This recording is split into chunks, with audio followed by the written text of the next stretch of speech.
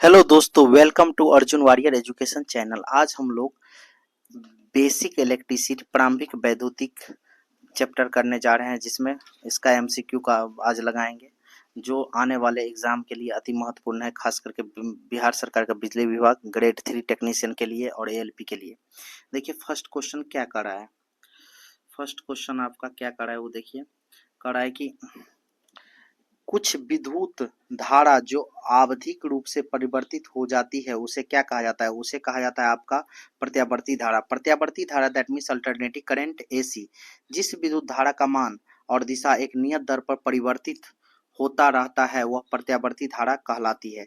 दिश धारा, जिस विद्युत धारा का मान और दिशा नियत रहता है, कांस्टेंट रहता है, वह दिश धारा कहलाता है। जैसे बैटरी से जो धारा प्रवाहित होती है। कह रहा है विद्युत ऊर्जा कहाँ से प्राप्त की जाती है, की जा सकती है विद्युत ऊर्जा। तो आंतरिक ऊर्जा से इससे भी प्राप्त की, रासायनिक ऊर्जा से भी, जल ऊर्जा से भी और प्रकाश ऊर्जा से। इन सब से विद्युत ऊर्जा, आंतरिक ऊर्जा, रासायनिक ऊर्जा, प्रकाश ऊर्जा तथा जल ऊर्जा सभी से प्राप्त किया जा सकता है।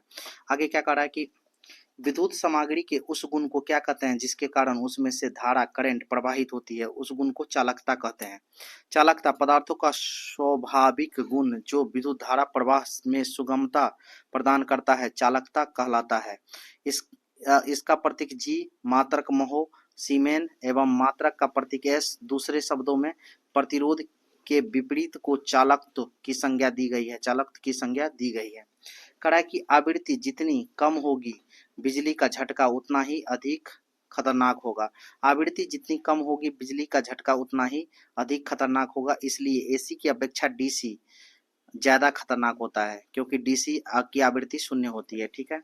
कह रहा है कि विद्युत क्षेत्र की तीव्रता की इकाई मात्रक क्या होती है। तो विद्युत क्षेत्र की तीव्रता की इकाई न्यूटन पर कूलम होता है। विद्युत क्षेत्र की तीव्रता की इकाई इंटेंसिटी एक सदिश राशि है। आम शब्दों में प्रति कूलम कार्यरत बल को विद्युत क्षेत्र कहा जाता है।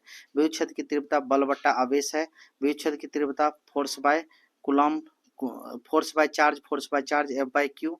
फोर्स का न्यूटन और मात्रक का कूलम होता है। ठीक है।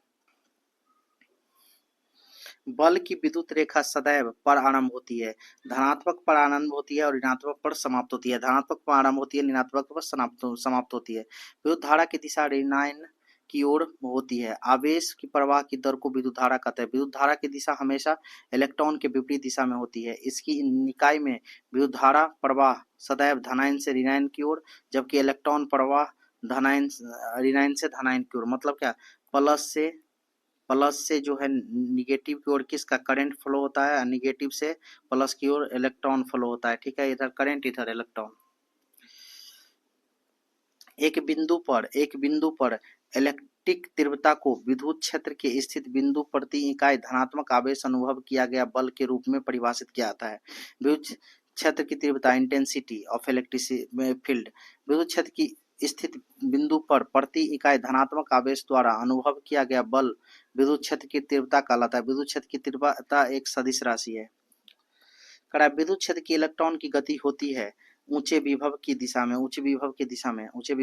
विद्युत क्षेत्र में इलेक्ट्रॉन की गति धारा की विपरीत दिशा में होती है, इसलिए आवेश प्रवाह की दर को विद्युत धारा कहते हैं। समांतर संवाहक की प्लेटों के मध्य विद्युत तीव्रता E पर युक्त वोल्टेज V और प्लेटों की मध्य दूरी D के मध्य का संबंध क्या होगा। तो बंध का संबंध क्या होगा, E equal to V by D, intensity equal to voltage by distance. समांतर संवाहक की प्लेटों के मध्य विद्युत तीव्रता प्रयुक्त वोल्टेज V और प्लेटों के मध्य की दूरी D के मध्य का संबंध होगा E equal to V by D, जहाँ E इक्वल टू विद्युत तीव्रता है, V इक्वल टू वोल्टेज है, D इक्वल टू प्लेटों के बीच की दूरी है।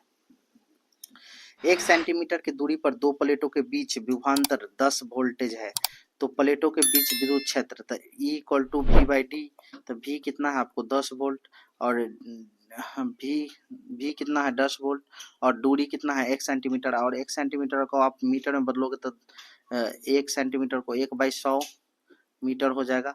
अब इस 1/100 का मतलब 10 के पावर -2, तो 10 के पावर -2। अब ये ऊपर जाएगा तो कितना होगा, जब ये ऊपर जाएगा तो 10 इंटू 10 के पावर +2 हो जाएगा, तो ये कितना हो जाएगा 1000 न्यूटन पर कूलम। निम्न में से क्या एक वेक्टर राशि है? वेक्टर राशि है विद्युत क्षेत्र एक वेक्टर राशि है, जबकि विद्युत विभव, विद्युत फ्लक्स, विद्युत प्रतिरोध, विद्युत शक्ति ये सब स्केलर राशि है, मतलब अदिश राशि है। यदि किसी स्थान पर स्थित किसी स्थिर आवेशित कण पर बल का अनुभव होता है तो विद्युत क्षेत्र कहलाता है। विद्युत क्षेत्र आवेशित कणों के द्वारा उत्पन्न होता है या समय के साथ परिवर्तित हो रहे चुंबकीय क्षेत्र के कारण उत्पन्न होता है। विद्युत क्षेत्र सबसे पहले माइकल फैराडे ने दिया था। विद्युत क्षेत्र एक सदिश राशि है। किसी पदार्थ का सापेक्ष विद्युतशीलता सदैव से बड़ी होती है। किससे बड़ी होती है? एक से बड़ी होती है। किसी पदार्थ की सापेक्ष विद्युतशीलता सदैव एक से बड़ी होती है। साथ ही वायु की सापेक्ष विद्युतशीलता का मान इकाई होता है। 4 कूलम्ब के आवेश को अनंत क्षेत्र से विद्युत क्षेत्र में स्थित एक बिंदु तक लाने में 40 जूल कार्य किया गया तो उस बिंदु पर विभव कितना होगा? तो हम जानते हैं कि प्रति कूलम्ब आवेश पर किया गया विभव कहलाता है। तो विभव इक्वल टू क्या होता है? कार्य बाय आवेश, W बाई क्यू। 40 बाय 10 हो जाएगा तो 4 हो जाएगा तो कितना? 10 वोल्ट हो जाएगा। कितना? 10 वोल्ट। 6 वोल्ट बैटरी के माध्यम से प्रवाहित प्रत्येक कूलम्ब आवेश को कितनी ऊर्जा दी जाती है? तो ये होता है कितना? 9.6 इंटू 10⁻⁻19 जूल। जहां दिया गया है कि V इक्वल टू कितना है? 6 वोल्ट है, तो V इक्वल टू क्या होगा? W बाई क्यू होगा। Q कितना है? Q आपका है 1.6 इंटू 10⁻⁻19, तो W equal to V into Q होगा। तो V इंटू 6 इंटू कितना? 6.1 1.6 इंटू 10⁻⁻19, इसको 9.6 इंटू 10⁻⁻90 हो जाएगा। ठीक है। निम्न में से क्या एक स्केलर मात्रक है? स्केलर मात्रक कौन सा है? तो ये देखिए विद्युत विभव और आपका इलेक्ट्रिक करंट दोनों क्या है? दोनों आपका क्या है? स्केलर मात्रक है। सी और ई विद्युत विभव और विद्युत धारा दोनों अदिश राशि है। अदिश राशियां जिनका परिणाम निश्चित हो परंतु दिशा निश्चित नहीं होती है।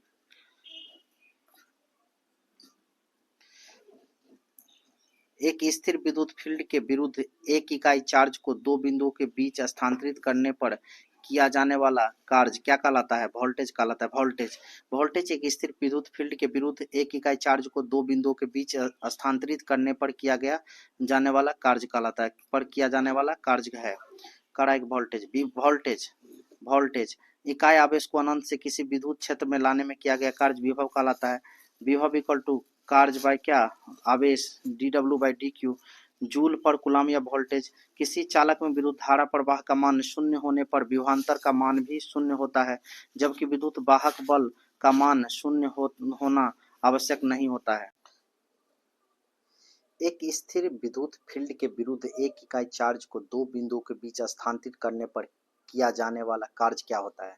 मतलब उसको क्या कहते हैं? तो उसको हम वोल्टेज कहते हैं। वोल्टेज एक स्थिर विद्युत फील्ड के विरुद्ध एक इकाई चार्ज को दो बिंदुओं के बीच स्थानांतरित करने पर किया जाने वाला कार्य है। अब देखिए वोल्टेज होता क्या है? इकाई आवेश को अनंत से किसी विद्युत क्षेत्र में लाने में किया गया कार्य विभव कहलाता है। क्या कहलाता है? विभव।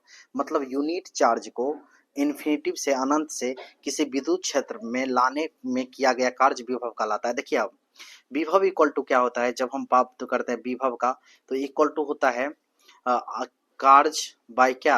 आवेश। ठीक है, आवेश चार्ज। ठीक है, W बाई क्यू इसको बोल सकते हैं। अब देखिए इस W को dW डिफरेंशिएशन W का विथ रिस्पेक्ट टू डिफरेंशिएशन के आवेश का। ठीक है, अब देखिए वर्क का क्या यूनिट होता है? वर्क का होता है जूल और चार्ज का क्या होता है? कूलम। तो जूल पर कूलम या तो उसको वोल्ट कहा जाता है। ठीक है, खड़ा किसी चालक में विद्युत धारा प्रवाह का मान शून्य होने पर विभवांतर का मान भी शून्य होता है, जबकि विद्युत वाहक बल का मान शून्य होना आवश्यक नहीं है। ठीक है, नेक्स्ट क्वेश्चन खड़ा है कि एक संभावित अंतर 12 वोल्ट के दो बिंदुओं पर 2 कूलम के चार्ज को स्थानांतरित करने में कितना काम कर सकता है? कितना काम कर सकता है? अब देखिए यहाँ हमने क्या कहा था? जो विभवांतर का अंतर होता है, विभव जो होता है वो क्या होता है? W बाई क्यू होता है। अब हमको देखिए यहाँ कितना दिया हुआ है? 12। ठीक है, हमको क्या निकालना है? तो हमको निकालना है काम वर्क, और क्यू कितना दिया है आपका? 2। तो work equal to cross multiplication करेंगे तो 12 इंटू 2 कितना हो जाएगा? 24 जूल हो जाएगा। 24 जूल हो जाएगा। ठीक है, नेक्स्ट क्वेश्चन कह रहा है कि एक चालन गोला के अंदर निम्न में से क्या स्थिर रहता है? क्या स्थिर रहेगा? तो विभव स्थिर रहेगा। एक चालक गोले के अंदर विभव स्थिर रहता है, नियत रहता है, अर्थात संबंधित आंतरिक विभव बाह्य सतही विभव के बराबर होगा, जबकि तीव्रता भीतरी भाग में शून्य रहती है, जब गोले के भीतरी आवेश का मान भी शून्य रहता है। ठीक है, अब देखिए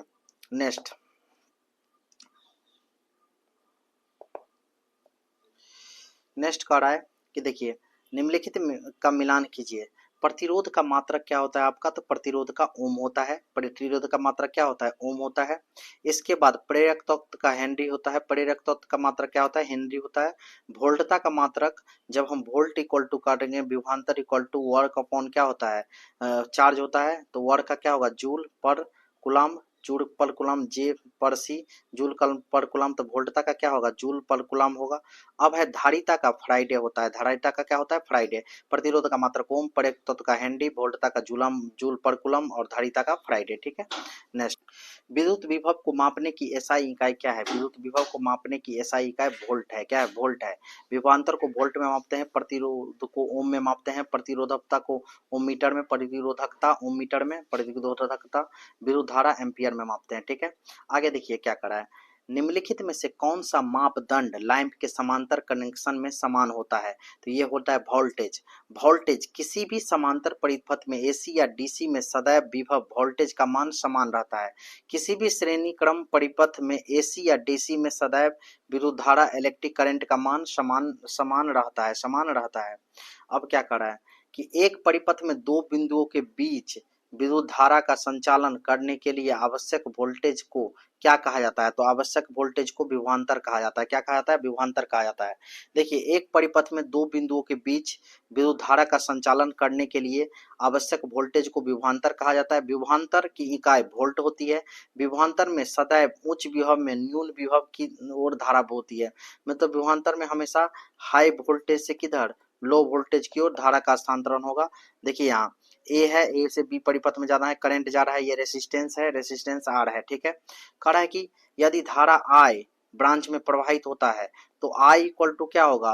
आई ए माइनस क्या? V B. ठीक है, बाई क्या हो जाएगा? आर। अब देखिए अगर V A voltage A terminal पर बराबर वोल्टेज बी टर्मिनल है तो इस कंडीशन में V B minus V B हो जाएगा, बाई आर हो जाएगा, जीरो बाई आर हो जाएगा, तो ये क्या हो जाएगा? जीरो। तो विभवांतर आवश्यक है। विभवांतर क्या है? आवश्यक है। विभवांतर आवश्यक है। तो कह रहा है एक परिपथ में दो बिंदुओं के बीच विद्युत धारा का संचालन करने के लिए आवश्यक वोल्टेज को क्या कहा जाता है? विभवांतर। विभव का अंतर होना चाहिए। ठीक है, अब देखिए ये क्या कर रहा है। निम्न में से क्या ईएमएफ उत्पन्न करने की विधि नहीं है? ईएमएफ उत्पन्न करने की विधि क्या नहीं है? रासायनिक क्रिया ईएमएफ उत्पन्न करने की विधि है। विद्युत चुंबकीय प्रेरण ये भी ईएमएफ उत्पन्न करने की विधि है। धातु के पट्टी के दोनों सिरों पर रगड़ना ये ईएमएफ उत्पन्न करने की विधि नहीं है। दो असमान धातुओं को जंक्शनों को गर्म करना ये भी ईएमएफ उत्पन्न करने की विधि है, जबकि धातु पट्टी के दोनों सिरों पर रगड़ना ये नहीं है। ठीक है, अब देखिए धातु पट्टी के दोनों सिरों को रगड़ने से ईएमएफ उत्पन्न नहीं होता है। ईएमएफ बढ़ाने के रासायनिक क्रिया विद्युत चुम्बकीय प्रेरण तथा दो असमान धातुओं के जंक्शनों को गर्म करने उत्पन्न किया जाता है, गर्म करके उत्पन्न किया जाता है। ठीक है, अक्षीय रेखा पर द्विध्रुव के कारण क्षेत्र के समानुपाती होता है। किसके समानुपाती होता है? तो ये होता है आपको 1/r³ के, 1/r³ के। अब देखिए कैसे, ये देखिए द्विध्रुव के कारण अक्ष पर विद्युत क्षेत्र, तो E इक्वल टू क्या होगा आपका? E इक्वल टू होगा 2kp बाई क्या? r³। अब देखिए E डायरेक्टली इनवर्सली प्रोपोर्शनल है 1/r³ का, तो दो ध्रुवीय अक्षीय ये डिस्टेंस होता है, तो डिस्टेंस तो क्या होगा? 1/r³ के समानुपाती होगा। क्या होगा? समानुपाती होगा। अब कह रहे कि एक पदार्थ में वोल्टेज के अनुप्रयोगों, किसका अनुप्रयोगों? वोल्टेज के अनुप्रयोगों के कारण एक सूचक पॉइंटर से दूसरे सूचक पॉइंटर तक मुक्त आवेशों की शुद्ध गति होती है। इस प्रकार के संचलन को क्या कहा जाता है? तो इस प्रकार के संचलन को विद्युत धारा कहा जाता है। विद्युत धारा आवेश प्रवाह की दर विद्युत धारा कहलाती है और इसका मात्रक एम्पियर होता है। क्या होता है? एम्पियर होता है। कह रहे हैं कि सर्किट में इलेक्ट्रॉनों को प्रवाह को उत्पन्न करता है। किसको उत्पन्न करता है? सर्किट में इलेक्ट्रॉनों को प्रवाह उत्पन्न करता है एक विद्युत करंट को। इलेक्ट्रॉनों के प्रवाह को विद्युत धारा कहते हैं अथवा आवेश की प्रवाह की दर को विद्युत धारा कहते हैं। आई इक्वल टू क्या होता है? आई इक्वल टू होता है Q/T। क्या होता है? Q/T। तो विद्युत धारा का मात्रक एम्पियर या कूलाम प्रति सेकंड होता है, कूलाम प्रति सेकंड होता है। अब कह रहे हैं कि धारा प्रवाह के परंपरागत सिद्धांत के अनुसार धारा प्रवाहित होती है। धारा किधर से किधर प्रवाहित होती है? तो धारा प्रवाहित होती है धनात्मक से ऋणात्मक तक, मतलब पॉजिटिव से किधर? निगेटिव की तरफ।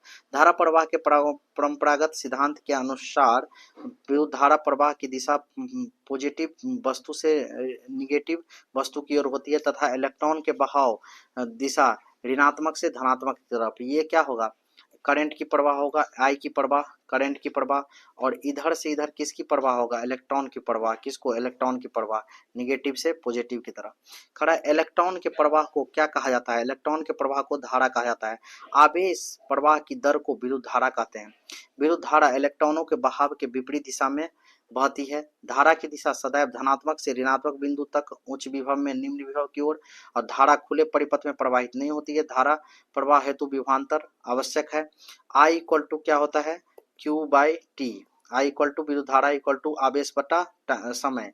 अब इसको कूलम और प्रति सेकंड में मापते हैं, जिसको एम्पियर भी कहते हैं। क्या कहते हैं? एम्पियर कहते हैं। ठीक है। किसी चालक के लिए विद्युत धारा घनत्व का उचित संबंध निम्नलिखित में से किसके द्वारा किया गया है? किसके द्वारा किया गया है? तो ये मतलब किया जाता है विद्युत धारा बाय अनुप्रस्थ काट का क्षेत्रफल। किसी चालक के लिए विद्युत धारा घनत्व का उचित संबंध निम्नलिखित में से किसके लिए द्वारा किया जाता है? विद्युत धारा बाय अनुप्रस्थ काट का क्षेत्रफल द्वारा। विद्युत धारा बाय अनुप्रस्थ काट का क्षेत्रफल द्वारा। अब कह रहा है कि धारा घनत्व एक सदिश राशि होती है। प्रति एकांक क्षेत्रफल द्वारा प्रवाहित धारा को ही धारा घनत्व कहते हैं। इसे जूल द्वारा प्रदर्शित करते हैं तथा इसका मात्रक एम्पियर प्रति वर्ग मीटर होता है। Joule equal to I by क्या? ए। विद्युत धारा बाय क्या होगा? बाय अनुप्रस्थ काट का क्षेत्रफल। ठीक है। नेक्स्ट क्वेश्चन कह रहा है कि विद्युत धारा के का रूट प्रतीक होता है क्या? विद्युत धारा का रूट प्रतीक होता है आई। ठीक है। विद्युत धारा का रूट प्रतीक आई होता है, मात्रक एम्पियर होता है। एम्पियर का प्रतीक ए होता है। आवेश के प्रवाह ही विद्युत धारा है। यह धनात्मक से ऋणात्मक बहती है, धनात्मक से ऋणात्मक बहती है विद्युत धारा। इलेक्ट्रॉन ऋणात्मक से धनात्मक। 1 एम्पियर विद्युत धारा को किसके प्रवाह के रूप में परिभाषित किया जाता है? 1 एम्पियर विद्युत धारा को किसके प्रवाह के रूप में परिभाषित किया जाता है? तो ये होता है आपका 1 कूलम प्रति सेकंड। यदि 1 कूलम आवेश को 1 सेकंड के लिए प्रवाहित किया जाए तो संलग्न धारा का मान 1 एम्पियर के तुल्य होगा। आई इक्वल टू क्या होता है? Q into T. ठीक है। क्यू इक्वल टू क्या होता है? आई बाई टी। ठीक है। अब है क्या? ये 1 सेकंड के लिए क्यू 1 कूलम धारा प्रवाहित होगा। कह रहा है कि विद्युत धारा का एसआई इकाई क्या है? विद्युत धारा का एसआई इकाई है आपका एम्पियर। विद्युत धारा का एसआई इकाई एम्पियर है तथा इसे मापने के लिए आमीटर का प्रयोग किया जाता है। आमीटर का प्रयोग किया जाता है। ठीक है। कह रहा है कि किसी भी तार में धारा का प्रवाह किस कारण से होता है? तो किसी भी तार में धारा का प्रवाह ऋणात्मक की गति के कारण होता है। किसी तार में धारा का प्रवाह ऋणात्मक की गति के कारण होता है। विद्युत धारा की यह गति सदैव ऋणात्मक, आम शब्दों में इलेक्ट्रॉन के विपरीत दिशा में होती है। धारा प्रवाह सदैव उच्च विभव से निम्न विभव की ओर बंद परिपथ में होती है। उच्च विभव से निम्न विभव की ओर किस में? बंद परिपथ में होती है। कह रहा है कि यदि आवेश प्रवाह की दर समय के साथ बदलती है तो किसी भी समय पर धारा किस द्वारा निर्धारित होगा? किस द्वारा निर्धारित होगा? तो आई इक्वल टू क्या होगा? Differentiation Q by differentiation T, D Q by D T, D Q by D T. ये चेंज होता है। इलेक्ट्रॉन के प्रवाह को विद्युत धारा कहते हैं। आवेश के प्रवाह को की दर को विद्युत धारा कहते हैं। आवेश की प्रवाह की दर को। तो I equal to Q by T, मात्रक कूलम पर सेकेंड या एम्पियर होता है। डिफरेंशिएशन क्यू बाई टी भी बोलते हैं इसको। अब कह रहे हैं कि निम्नलिखित में से कौन सही है? निम्नलिखित में से कौन सही है? तो ये सही है किसका? म्यू एम्पियर से बड़ा होता है किस में? Mega ampere. तो ये कितना होगा? देखिए 10⁻³ म्यू एम्पियर से बड़ा होगा कि 10⁻6 एम्पियर से। है ये विकल्प क्या है? असत्य है। क्या है? असत्य है। आपसे हमको असत्य है, ये भी असत्य है, ये भी असत्य है, और सत्य क्या है? सत्य है आपके ये, मतलब 10.6 ये होगा। म्यू एम्पियर को 10⁻6 एम्पियर बोलेंगे और 10⁻³ एम्पियर मेगा एम्पियर बोलेंगे। तो कौन है? सत्य से आपका डी नंबर है।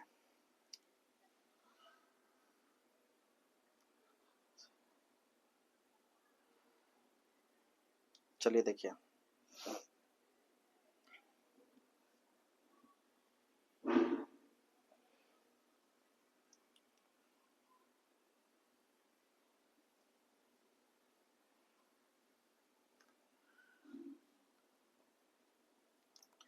50 कूलम आवेश 5 सेकंड की अवधि तक संवाहक प्रवाहित धारा का मान क्या होगा। I इक्वल टू क्या होता है, Q बाई टी। तो 50 बाई क्या करेंगे हम, 5 करेंगे तो 10 एम्पियर, कौन होगा 10 एम्पियर। ठीक है, आगे यूनिट लंबाई की एक चालक में 2 सेकंड के लिए 2 कूलम का आवेश प्रवाहित होता है, तो इसमें प्रवाहित होने वाली धारा का मान क्या होगा। तो आवेश Q इक्वल टू कितना है, 2 कूलम है। ठीक है, इसके बाद टाइम इक्वल टू क्या है, 2 सेकंड है। ठीक है, इसके बाद करंट का वैल्यू निकालना है, तो I इक्वल टू क्या होता है, Q बाई टी। ठीक है, तो Q इक्वल टू क्या होता है, I इंटू टी। अब देखिए, तो I इंटू टी बात करेंगे जब हम, तो I equal to Q by T होगा, तो 2/2 करेंगे तो कितना 1 एम्पियर होगा। कितना एम्पियर होगा, 1 एम्पियर। 60 म्यू एम्पियर धारा मिली एम्पियर में कितने होगी, मिली एम्पियर, म्यू एम्पियर से मिली एम्पियर में। तो 60 म्यू एम्पियर को मिली एम्पियर में बदलना है, तो म्यू एम्पियर को मिली एम्पियर में बदलना है, तो 60 इंटू 10⁻⁻6 करेंगे तो ये कितना हो जाएगा, 60 इंटू, अगर आप 60 इंटू 10⁻⁻6 करेंगे तो ये कितना हो जाएगा, 60 इंटू 10⁻⁻3। ठीक है, मिली एम्पियर, जिसको हम क्या बोलेंगे, 0.06 मिली एम्पियर। ठीक है, विद्युत की गति कितनी होगी, विद्युत की गति कितनी होगी, तो विद्युत की गति होता है 3 इंटू 10⁸ मीटर पर सेकेंड, और एक मील में 1600 मीटर होता है। एक मील में कितना, 1600 मीटर होता है, और 1600 मीटर होगा तो एक मीटर इक्वल टू कितना हो जाएगा, लगभग एक मीटर इक्वल टू 1/1600 हो जाएगा।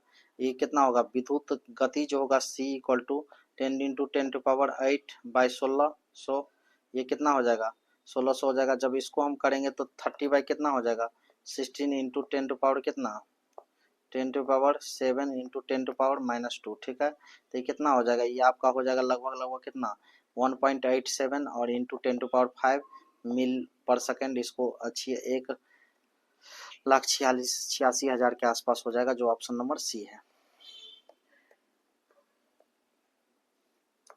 घरेलू उपकरण समानतः इसमें से किस पर काम करने के लिए डिजाइन किए जाते हैं, किस पर काम करने के लिए डिजाइन किए जाते हैं, एसी आपूर्ति वोल्टेज पर।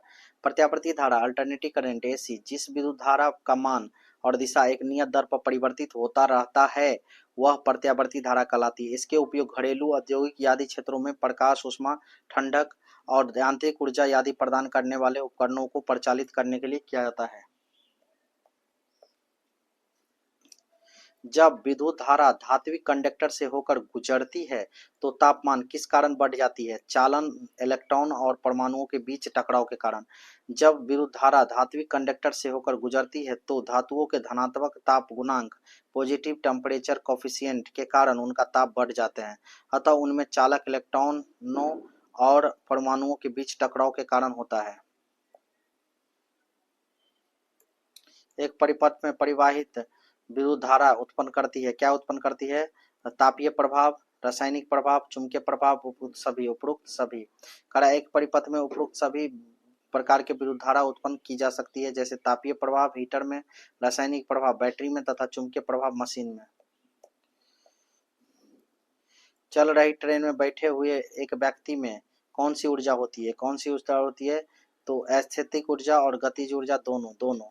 चल रही एक ट्रेन में बैठे हुए एक व्यक्ति में स्थैतिक ऊर्जा और गति ऊर्जा दोनों होती है। उड़ते विमान द्वारा उत्पन्न ऊर्जा कहलाती है, क्या कहलाती है, तो ए और बी दोनों, मतलब गतिज ऊर्जा और स्थितिज ऊर्जा दोनों। उड़ते हुए विमान अथवा उड़ते पक्षी द्वारा उत्पन्न ऊर्जा सदैव स्थिति और गति ऊर्जा दोनों होती है, क्योंकि पक्षी की ऊंचाई के कारण स्थितिज ऊर्जा तथा वेग के कारण गतिज ऊर्जा होती है। जब कोई व्यक्ति किसी उपकरण के विद्युतीय रूप से चालू भाग को स्पर्श करता है तो हाथ और पैर के बीच विभव को क्या कहा जाता है, तो ये कहा जाता है स्पर्श विभव। जब कोई व्यक्ति किसी उपकरण के विद्युतीय रूप से चालू भाग को स्पर्श करता है तो हाथ और पैर के बीच के विभव को स्पर्श विभव कहा जाता है। सामान्य रूप से स्पर्श विभव की तुलना में स्टेप विभव का परिणामों में क्या होता है, छोटे। समान रूप से स्पर्श विभव की तुलना में स्टेप विभव, टच विभव की तुलना में स्टेप पोटेंशियल क्या होती है, छोटे होते हैं। समान रूप से स्पर्श विभव टच पोटेंशियल की तुलना में स्टेप विभव स्टेप पोटेंशियल परिणाम में छोटे होते हैं, क्योंकि वे त्वरित संलग्न रहते हैं। किसी कंडक्टर में की वजह से इलेक्ट्रिक करंट गुजरने पर ऊष्मा उत्पन्न होती है, तो किसकी वजह से? रेसिस्टेंस की वजह से। किसी कंडक्टर से धारा गुजारने पर उसमें ऊष्मा उत्पन्न होती है, ये कंडक्टर प्रतिरोधीय गुणधर्म के कारण होती है। H इक्वल टू क्या होता है? आई स्क्वायर आर टी, आई स्क्वायर आर टी, ठीक है। अब H क्या होता है? हीट होता है। I क्या होता है? करंट होता है। R क्या होता है? रेसिस्टेंस होता है। T टाइम होता है, ठीक है। आदर्श रूप से नियतांक वोल्टेज स्रोत में होना चाहिए, क्या होना चाहिए? शून्य प्रतिरोध होना चाहिए। आदर्श रूप से नियतांक वोल्टता स्रोत शून्य प्रतिरोध होता है, जबकि नियतांक धारा स्रोत का प्रतिरोध अनंत होता है। देखिए नियतांक धारा प्रतिरोध का क्या है? अति उच्च है। और देखिए ये जब नियतांक वोल्टेज है तब क्या है आपका? अति न्यून है, मतलब शून्य है। किसी भी बिंदु पर पृथ्वी की विद्युत विभव को पारंपरिक रूप से क्या लिया जाता है? तो ये लिया जाता है 0।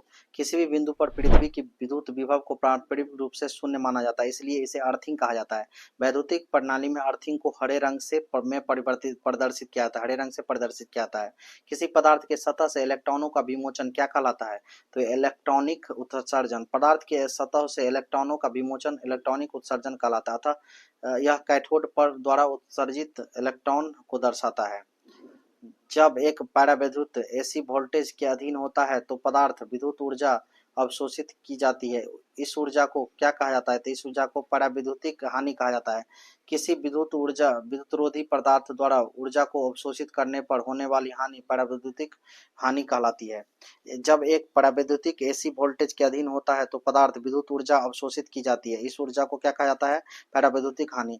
किसी विद्युतरोधी पदार्थ द्वारा ऊर्जा को अवशोषित करने पर होने वाली हानि परावैद्युतिक हानि कहा जाता है। कह रहा है कि एक खराब बिजली के कनेक्शन का प्रतिरोध समान प्रतिरोध से कहीं अधिक होगा, सही है। में से जब समान धारा प्रवाहित होगी तो अत्यधिक ऊष्मा उत्पन्न हो सकती है, सही होगा। लोड के लिए समानतः उपलब्ध कुल ऊर्जा घट सकती है, इनमें से सभी।